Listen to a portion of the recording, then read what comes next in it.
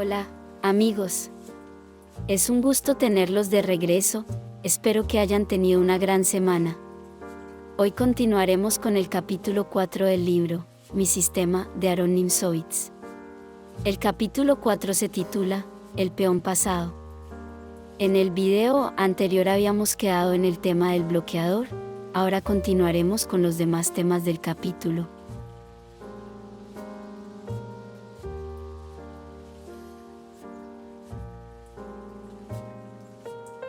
Ahora Nimzowitz nos habla sobre el ataque frontal del rey contra un peón aislado y la maniobra del rodeo. El autor comienza mostrándonos el diagrama que vemos ahora. En esta posición nos dice que buscar un peón pasado jugando H3, F3 y G4 sería insuficiente para ganar, pues el rey blanco quedaría detrás de su peón pasado. Nimzowitz nos dice que es necesario que el rey desempeñe el papel de guía.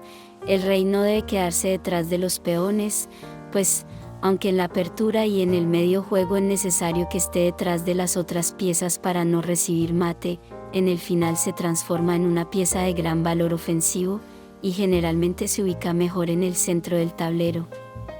Cuando lucha contra un peón aislado busca entonces el ataque frontal, posición que vemos en el siguiente diagrama. Esta posición corresponde a la posición ideal del rey, en la que se coloca frente al peón oponente, evitando su avance.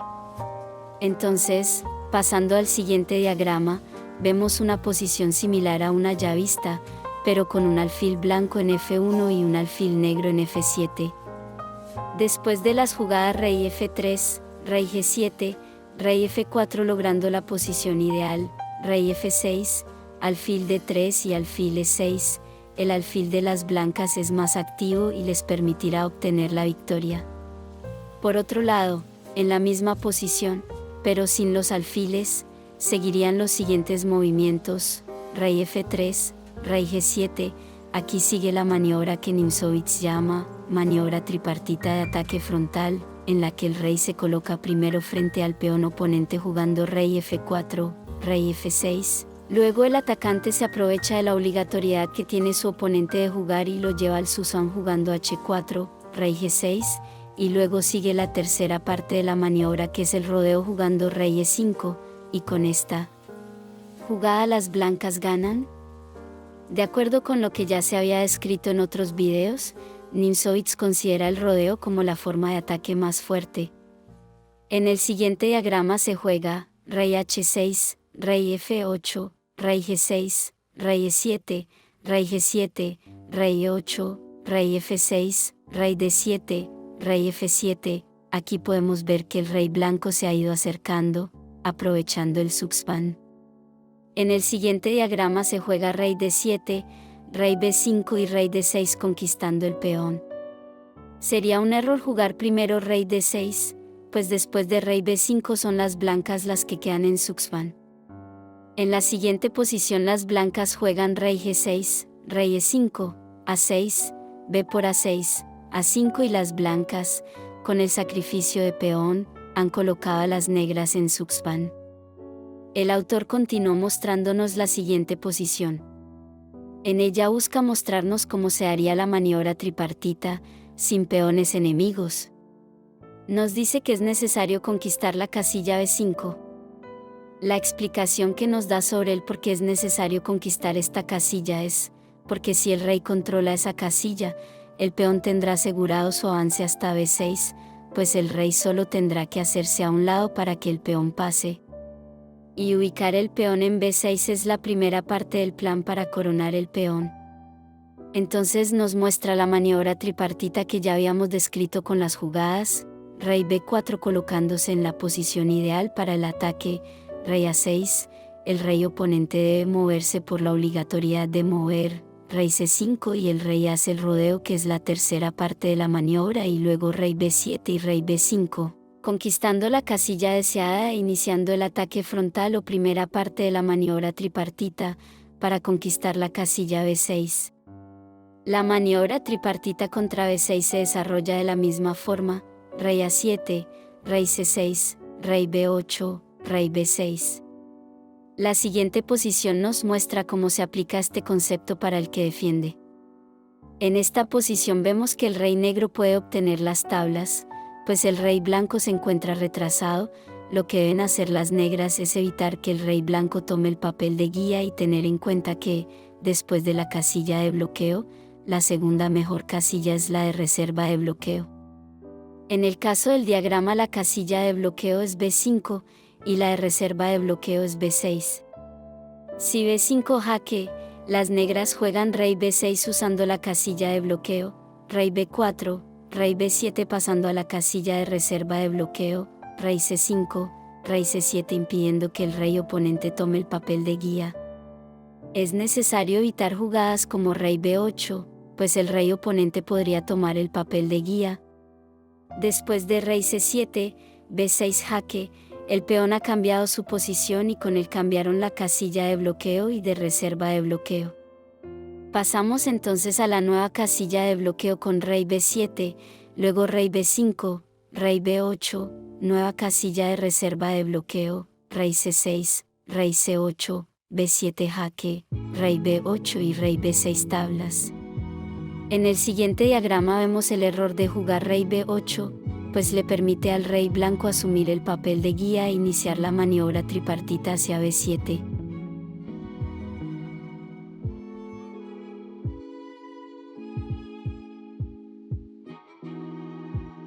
En este segmento, Nimzowitsch nos dice que los peones pasados podrán desarrollar su capacidad de acción en mayor o menor grado dependiendo de su ubicación en el tablero.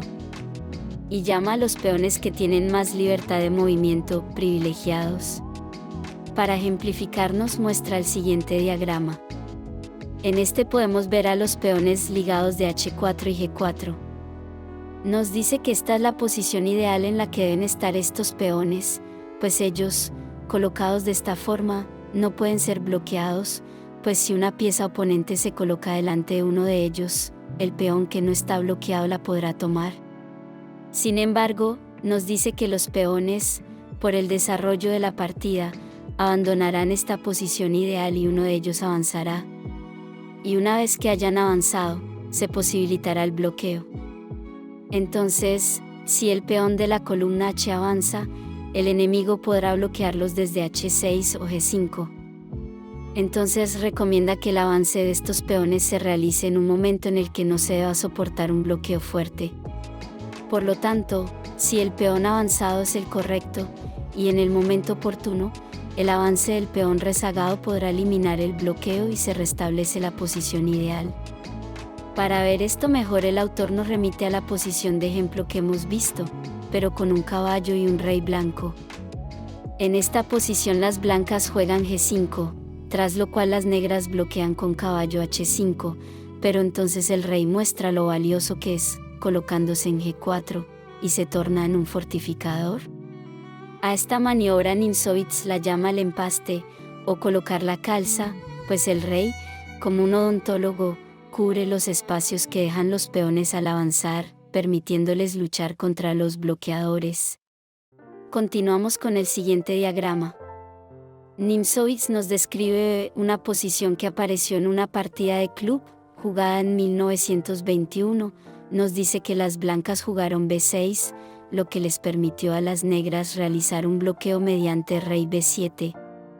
Siguió rey D6, con la intención de tomar el peón de H7, pero después de H5, o alfil H5, el alfil negro defiende sus peones, y el rey negro no puede ser desplazado de las casillas blancas, por lo que se dan las tablas. El autor nos menciona entonces el método correcto para obtener la victoria. Volvemos a la posición inicial y las blancas juegan A6, alfil D3, alfil D4, alfil F1, rey B4 jaque. El rey blanco busca calzar en A5, para que los peones avancen. Sigue rey A8, rey A5, alfil E2, B6, alfil D3, B7 jaque, rey B8, alfil E5 jaque, rey A7, B8 corona dama y mate. El peón torre avanzó primero porque podía sobreponerse al bloqueo, gracias a la acción del rey y el alfil.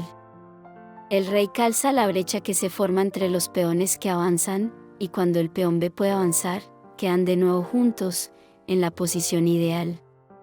Continuamos con la siguiente posición, que apareció en una partida de Nimzowitz, donde el autor llevaba las piezas negras. Comenzamos la partida en la jugada 32. Después del jaque, las blancas retiran su rey, y las negras deben escoger un peón candidato, por lo que deciden avanzar el peón de la columna B. Nimzowitz nos describe que las jugadas ganadoras son G4, y si torre por H4, G3, y el peón B puede avanzar y la torre oponente no impedirá su coronación. Avanzamos en el capítulo, y el autor nos muestra la siguiente posición, desde el punto de vista de las blancas. Esta posición sirve para que veamos el valor que tiene un peón pasado, defendido. Después de las jugadas, A4, rey E5, A por B5. Sería un error haber jugado C4, pues el negro avanza con B4 y los peones negros quedan bien defendidos. Sigue entonces, después de A por B5, C por B5, C4.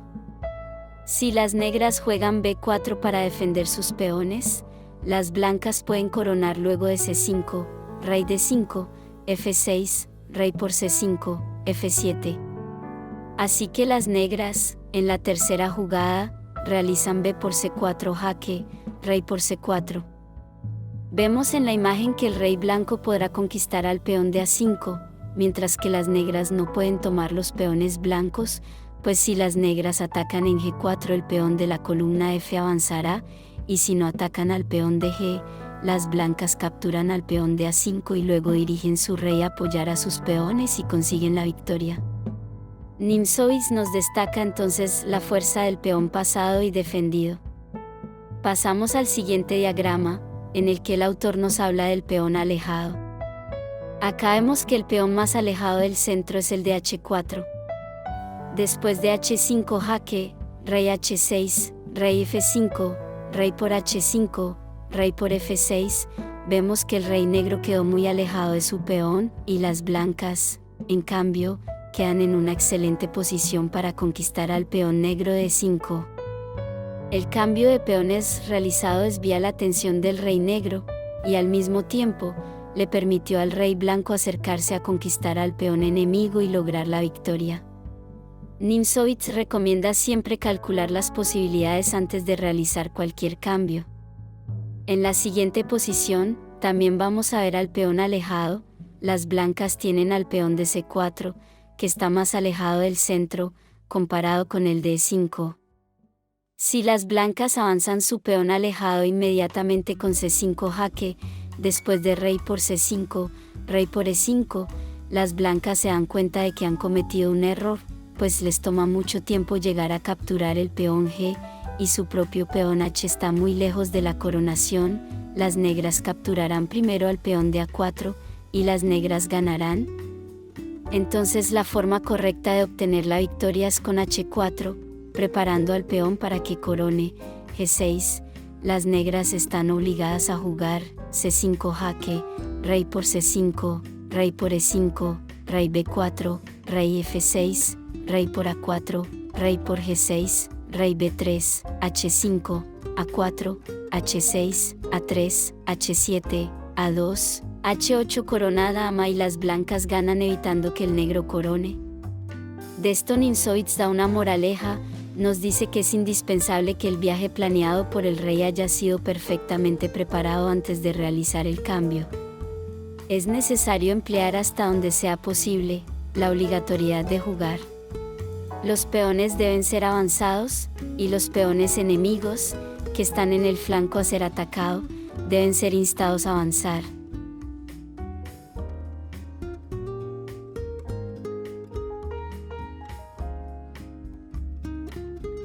El autor nos indica que existen 3 casos en los que el peón pasado debe avanzar.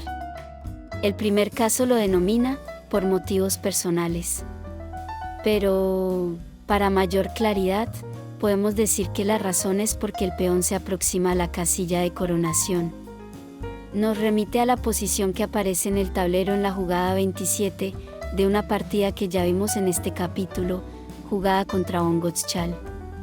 Nos muestra que el avance del peón pasado protegía la casilla 7, y creaba las amenazas de las jugadas blancas torre 7 y caballo 7.